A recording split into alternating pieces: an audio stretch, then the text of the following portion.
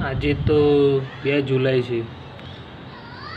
મોટા ભાગે ચોમાસું 16 જુલાઈ સુધીમાં આવી જતું હોય છે, પણ હજુ વરસાદના કંઈ એવા ઠેકાણા દેખાતા નહીં. વરસાદ પડશે તો શું કારણ હોઈ શકે, અને શું વરસાદ નહીં પડે તો શું થશે. અત્યારે સરકાર ઇથેનોલ બનાવી રહી છે. કેટલું પાણી વેસ્ટ થાય છે કોઈ હિસાબ નહીં. કેટલા રાજ્યોમાં પીવાનું પાણી નહીં મળતું, એનો બી કોઈ હિસાબ નહીં. અને વરસાદ પડતો નથી. વરસાદ આ ફેર 30 થી 35% ઓછો હોય એવું લાગે છે, અથવા જે બી હોય. વરસાદ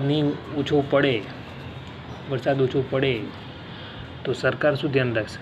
સરકાર શું આ ઇથેનોલ બંધ કરશે? પછી આ ડેટા સેન્ટરો આવે છે નવા, એનાથી બી પાણીનું કેટલું નુકસાન થશે. જંગલો કપાઈ રહ્યા છે, એનાથી બી જમીનનું પાણીનું સ્તર ઘટશે.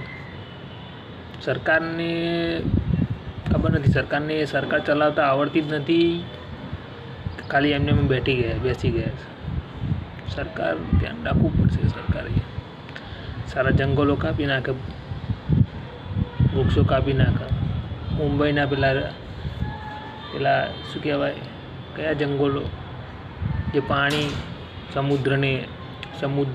સમુદ્રથી બચાવવા માટેના જે જંગલો છે એ બી કાપી નાખે રસ્તો બનાવવા માટે.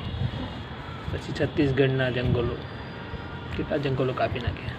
હવે આ પેલું અંડમાન નિકોબારના જંગલોની એવું સંભળાય, કરોડો વૃક્ષો કાપી નાખ્યા.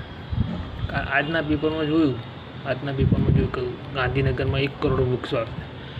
એટલે આ 1 કરોડ વૃક્ષ એટલે શું કહેવાય? 40 લાખ અમદાવાદમાં વાવતા તો અમદાવાદનું પાણી નીકળી ગયું. આટલી મોટી જગ્યા હતી. તો ખાલી નામનું આ તો બનાવતા હોય છે. તો શી ખબર વાવશે કે નહીં વાવવા, અને કેટલા ઊંઘશે.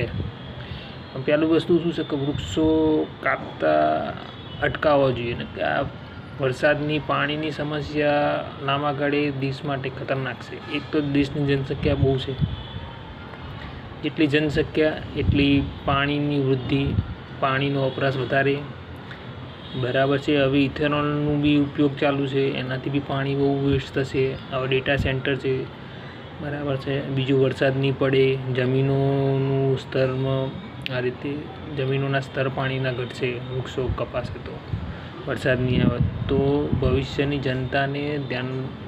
જનતા માટે સરકારે શું નિર્ણય લીધા છે? તમે શું જોઈને વોટ આપો છો? ચલો જોઈશું આપણા ચુનાવમાં. ચલો વરસાદ લાવો, ભગવાનને પ્રાર્થના કરો, આવી જ જોઈએ. જય શ્રી રામ.